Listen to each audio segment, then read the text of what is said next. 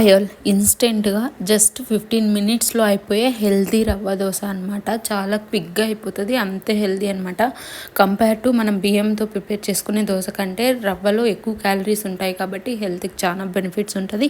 That మనం curd ఇలా అంతా యాడ్ చేస్తాం కాబట్టి మనకి హెల్త్కి కూడా చాలా మంచిది. మార్నింగ్స్ టైమ్స్ ఆర్ నైట్ అలా తీసుకుంటే నేను జస్ట్ 1 కప్పు రవ్వ తీసుకున్నాను. దాంతోనే శనగపిండి కొద్దిగా వేసి మిక్సీ పట్టేసుకొని ఒక బౌల్లోకి తీసుకొని కర్డ్ కొద్దిగా యాడ్ చేసుకొని వాటర్ యాడ్ చేసుకున్నాను నాకు కావాల్సినంత కన్సిస్టెన్సీలో.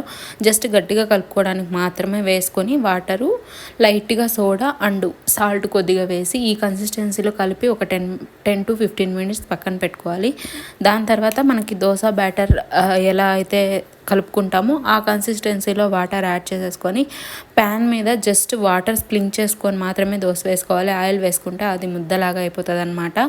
చాలా పలుచగా కూడా వస్తుంది, చాలా బాగుంటుంది. ట్రై చేయండి. ఇంతే వీడియో లైక్ అండ్ సబ్స్క్రైబ్.